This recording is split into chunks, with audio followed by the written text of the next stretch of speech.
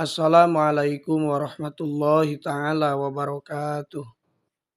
Bismillah, alhamdulillah, wassalatu wassalamu ala rasulillah wa ala alihi wa sahbihi wa mawalah, amma ba'du. Allahumma salli ala sayyidina Muhammad wa ala ali sayyidina Muhammad. Syukur alhamdulillah kita bisa berjumpa kembali dalam channel ini. Semoga kita semua selalu ada dalam lindungan Allah Subhanahu wa taala, dipanjangkan umur, disehatkan jasmani dan rohani, senantiasa diberikan rizki yang berlimpah oleh Allah Subhanahu wa taala. Salawat dan salam semoga tetap tercurah limpahkan kepada baginda Nabi Shallallahu alaihi wasallam, tidak lupa kepada keluarganya, kepada sahabatnya, kepada tabi'in tabi'atnya, juga sampai kepada kita semua selaku umatnya. Amin ya Allah ya Rabbal alamin. Hadirin sahabat beriman yang dirahmati Allah, agama Islam telah mengatur seluruh aspek dalam kehidupan, bahkan dalam urusan kesehatan hingga hal-hal yang dapat membawa penyakit. Rasulullah Shallallahu alaihi wasallam mengajarkan kebiasaan baik dan menganjurkan untuk menghindari kebiasaan buruk yang dapat membawa penyakit. Dengan demikian, tubuh akan terjaga kesehatannya. Jika dikaji dengan penelitian ilmiah dan medis, ini menunjukkan bahwa Allah Subhanahu wa taala menunjukkan bentuk kasih sayangnya kepada kita agar kita sebagai manusia selalu menjaga diri dan tidak menyakiti tubuhnya. Akan tetapi, justru kita sebagai manusia kerap kali mengabaikan hal-hal yang menjadi kebiasaan buruk yang dilarang dalam agama. Padahal tidak hanya membawa penyakit fisik, melainkan juga akan menimbulkan penyakit hati. Hadirin sahabat beriman yang dirahmati Allah. Nah, kebiasaan apa saja yang sering kita lakukan tapi malah membawa penyakit bagi kita sendiri? Berikut ini 3 kebiasaan yang dapat membawa penyakit kepada diri kita sendiri. Silakan tonton video ini sampai akhir.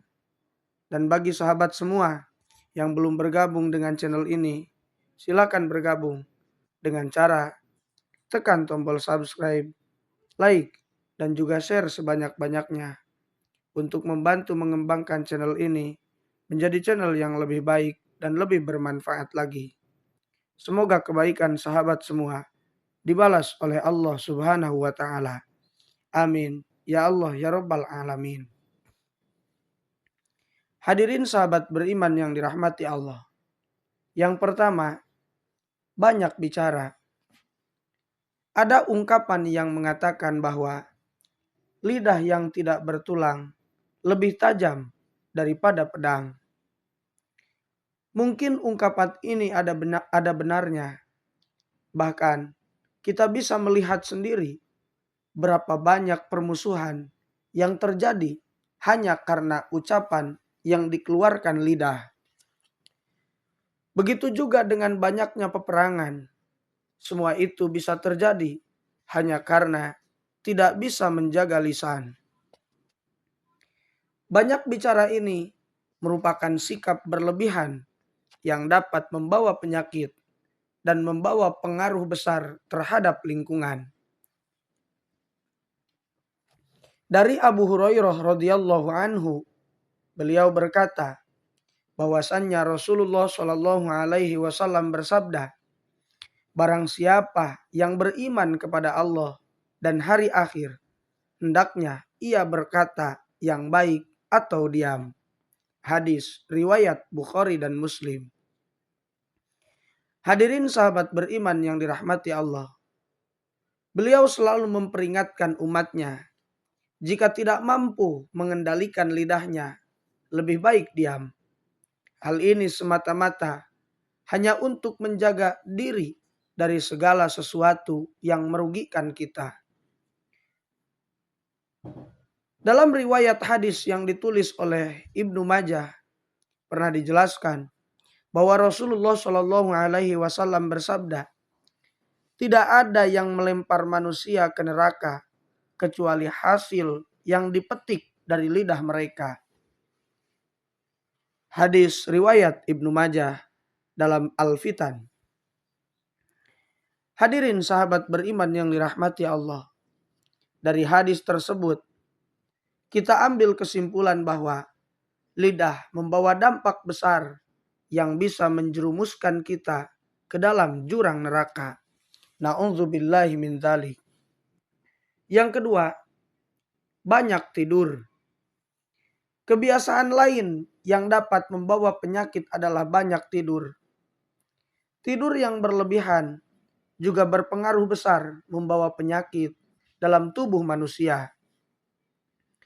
Hal ini sudah banyak diteliti oleh para ahli medis yang mengatakan bahwa terlalu banyak tidur bisa menyebabkan berbagai macam penyakit. Di antaranya adalah sakit kepala, sakit punggung, obesitas, gangguan mental, diabetes, bahkan penyakit jantung. Oleh karenanya, Rasulullah Shallallahu Alaihi Wasallam mengajarkan umatnya agar tidur sesuai kebutuhan saja dan tidak berlebih-lebihan.